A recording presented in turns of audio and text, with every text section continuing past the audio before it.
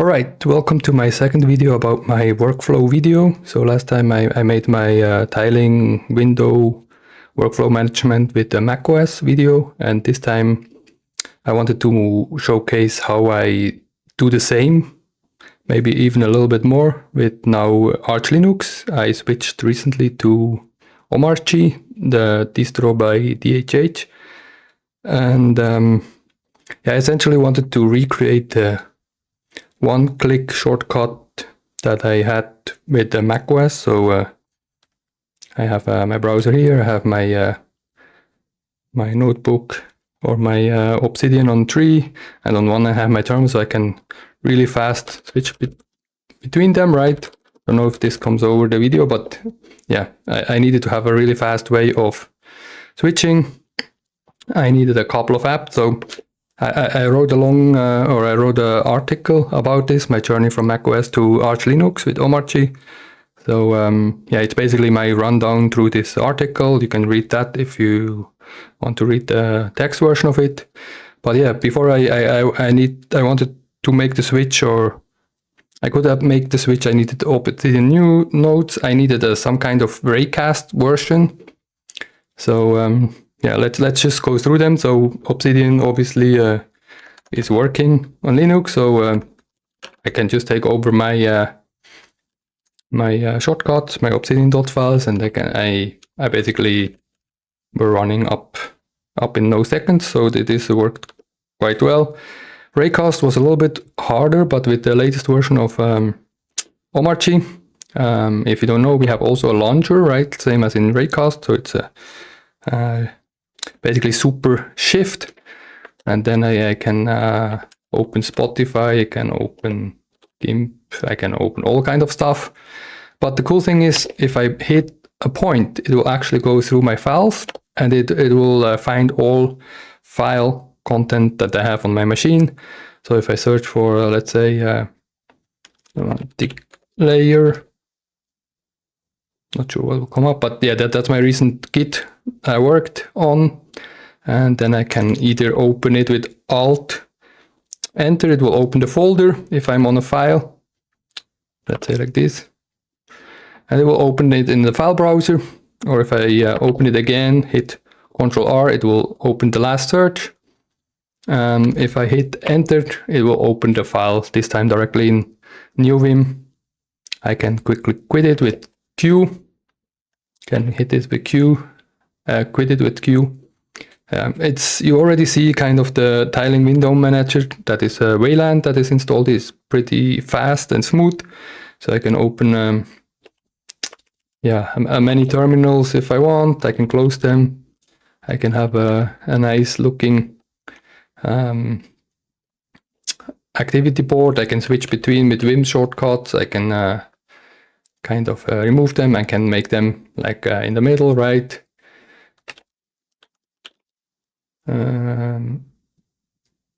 Yeah, I can do with all the stuff. I can take them out, right? So if I want one that is not tiled, I can then move it around with super and mouse. I can, with super mouse, right click. I can actually like make it larger or smaller. I can put it back in. I can close it. So it's really, really smooth. As said, I have like 10 different workspaces here that I can quickly switch. So now I'm recording on number 5 with OBS, and then I can go back to my terminal. Let's just make everything a little bit bigger here. This one, let's close that. Yeah. So yeah, so that was a Raycast, kind of opening my favorite files and folders. I also needed to have emojis, so this is also built in. So instead of dot, like, you can hit colon, and then you have the emojis. A little bit different here than in Raycast. If you choose something, you again need to paste it. So it's not like in Raycast it directly pasted it. Then a screenshot tool. So that one is the biggest hurdle at the moment. I didn't find a nice tool like Snagit that you can like quickly cut out in between. So I have a couple of workout days. Like I have a screenshot tool here. You can do some stuff. basically most what you need, but it's just very inflexible. If you do something and you cannot really move it anymore. If you save it, you cannot really go back and change something, so you would need to change, create a new print screen, and then, or you cannot really have a library with all of them. So there's some alternatives. So there's one I have here is this one works in the browser. It's actually quite nice because you can do the scrollable page. So if you want to capture an entire page, you can do it like this, and then it will basically scroll through it. So, but that only works in the browser. So that's one option. So you have it now here. You can copy it to the clipboard. What else? Another workaround is if I need to cut something out, I use GIMP at the moment. So if I open here my last pictures here, and then this is my saved screenshot from before. What I basically wanted to do is that I can cut out in between. So let's say if I need to cut out maybe one line here, this is something I do all the time. Now you can do it with this, so you can actually delete it, and then I have a shortcut with Control Delete that does a like a cut, Celia's cut, I think is it called. And then it will take in the empty file. So that's one workaround. But then I need to again save that. So it's not yet perfect, but I can do most what I want for the moment. There's like Pinta is a photo program. But I guess I will use more the GIMP just to do stuff. Daylight adjustment is basically built in. So there's this, I go in my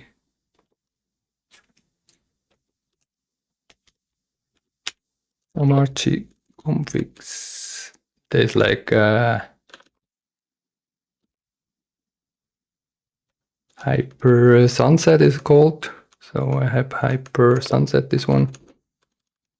Actually, also one very nice thing about Hyprland or Omarchy is like if you not hit Shift or Super Space, so instead Shift Alt Space, you can basically have this very nice setup menu, and then you could also basically, I don't know where it is now, setup maybe, key bindings, configs. So you could go in the Hyprland, HyperIdle. So if you want to change the waybar, you go there and directly go in the file. But that's actually pretty cool. But I don't use it because I just use the terminal. So if I need to go to waybar, I just use set waybar, and then I'm there, right? So and then I'm in my terminal. I always have a session open in tmux, so I can always go to my Omarchy, and then here you can see in the bottom I have one for my Katana, that is for the keyboard shortcut, one for the waybar, dotfiles. So I have this here. But what I use sometimes is when you want to change, let's say, if you want to toggle not toggle, but the themes, so you can change the themes to Ristretto is quite cool. So it will change not only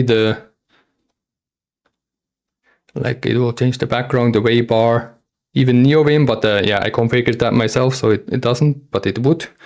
I even also made my own shortcut, so because I wanted to have my own background image, so I can switch between background image from Omarchy or mine with this shortcut, so it will change back to that. And then I have another one where I can loop through my images. So I have mine, but there's really many things that come out of the box. If I see, the terminal is now Ristretto, so it's all in one go. calendar events is something I really need because I have a business, so I need to know what's going on.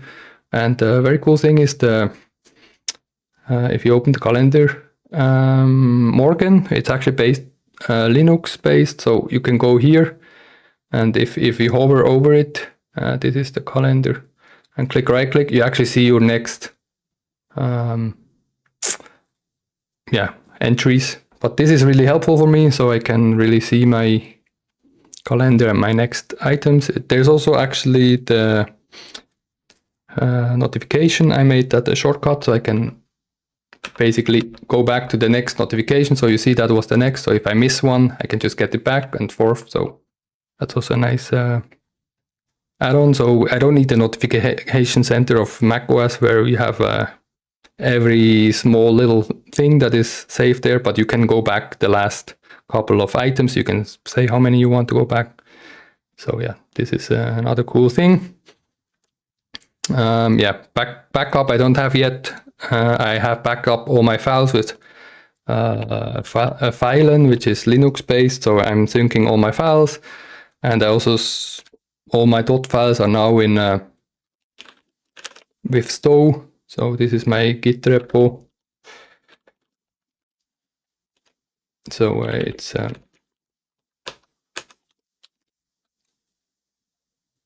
you can also go in my dot files. So it's everything with Stow. So I can just basically hit one command, right? I have a make file here, so I could just do make Linux, and then it will basically install all my shared one like tmux, Kitty, Neovim, and so on, and then only the Linux specifics. Actually, this one is still to do. It's basically, these are the Mac OS specific things, but I haven't set it up for Mac OS, but the Linux one should work. And the cool thing is whenever I change something, let's say in Hyper, and I go in here, let's say I just add another one.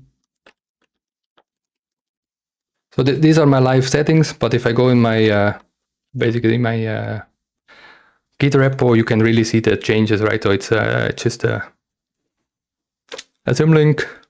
So before I always moved forth and back, but now it's just the Git repo dot files are at the actual settings. I can just disregard it here.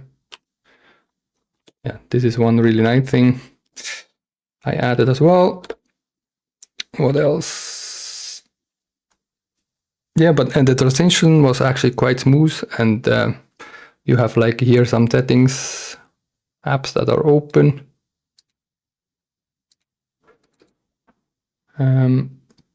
Which is quite nice, so you see always what's going on. I added basically the temperature, because this was a bit change from coming from macOS. The fans is running all the time, and whenever I had it on the power profile, the fans are always on, even nothing is running on the computer.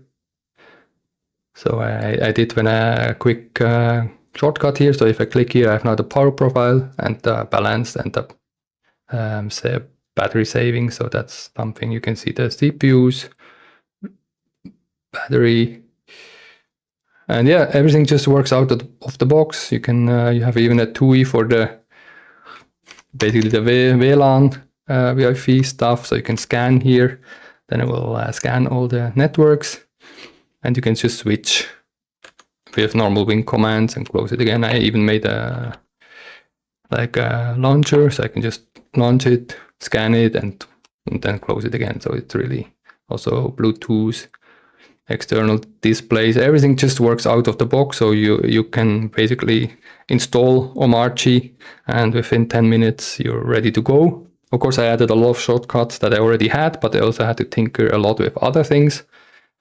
But I can say I'm really productive now, and yeah, the switching is just yeah, really nice to work with. I also noticed that, for example, all these setups that I used on macOS, there was 1,000 of them, like Bartender, Lungo, all of them I didn't really miss yet. So maybe it will come. But yeah, usually there's also many tools that are open source that work on Linux. So yeah, and yeah, photo capturing we had. Yeah, I was a little bit unlucky. The GPU broke, so I had to exchange the main board. But now it seems to be fine. Another thing, I was blocking the thermal ventilate fans, and then it was always like throttling. So it was so slow and buggy, so I thought it was just a slow laptop. But yeah, since I elevated now my laptop, because it was on a desk map, it's now fast and smooth, same as the MacBook, so there's no difference. Basically, I was 15 years on Mac OS, so yeah, so there is also some things to get used to. I had to get accustomed to the Control-C, Control-V instead of the command. But I actually like it more, the Windows or PC way. Yeah, it's just a little bit muscle memory. And one thing I spend a lot of time is Karabiner Elements. So I have a lot of keyboards. As you can see here I have the Kinesis, I have my Lenovo, and then I have another KBD fans in my office. And I also do a lot of things, like if I go Caps+HJKL, it basically go down and up.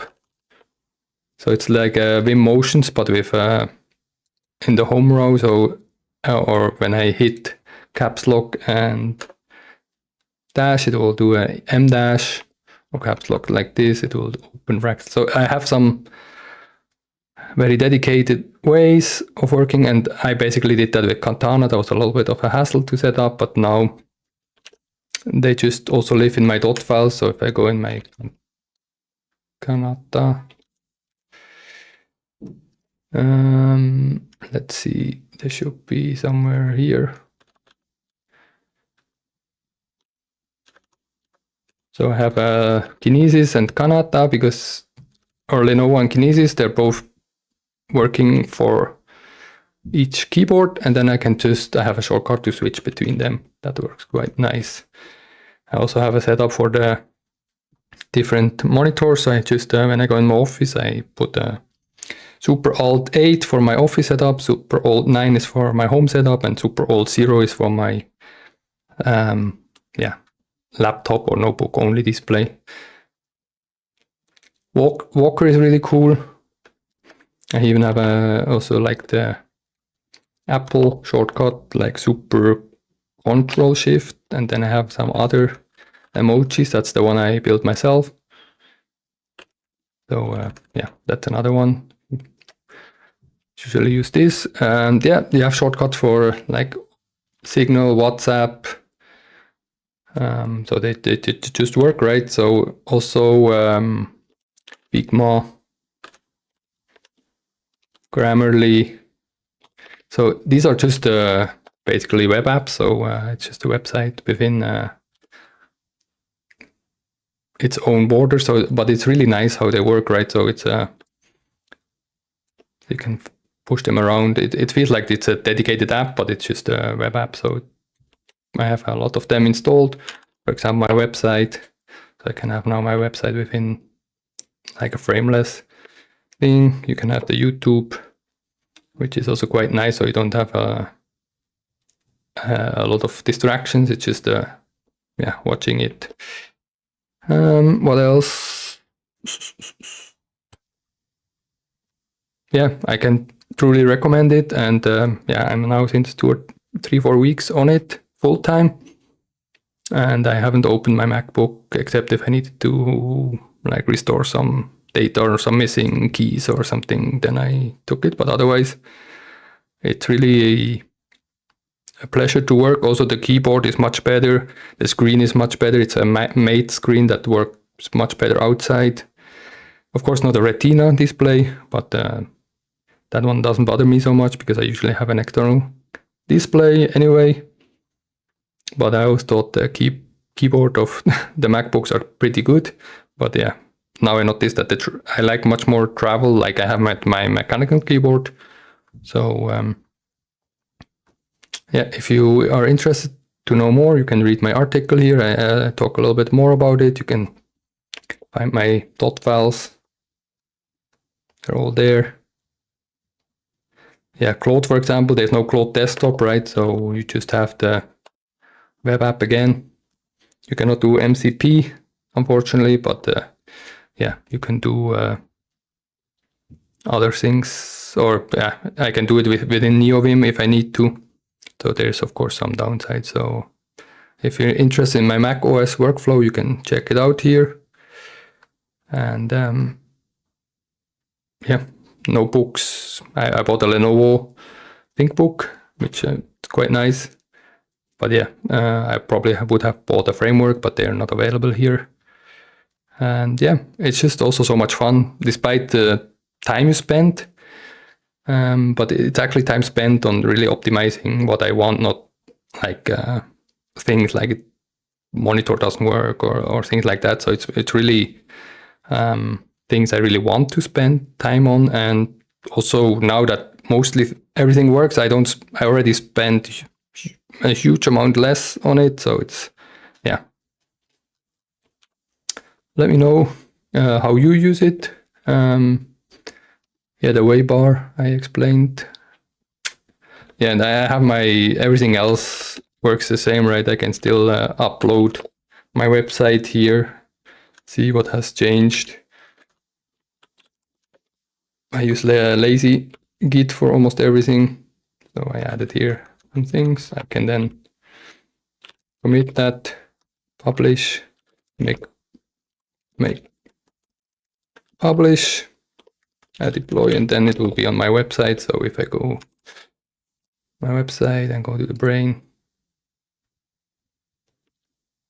after it's finished, it will basically show up here. And now that's a new node that I just added. Yeah, so everything works still, and even better, I would say. So if I need to install something, I can just go here, install either a web app or package, and then you just search the whole Aura packages, so Spotify, and then you just have it, right? So it's really, really cool. And yep, hope you liked it, and see you in the next one.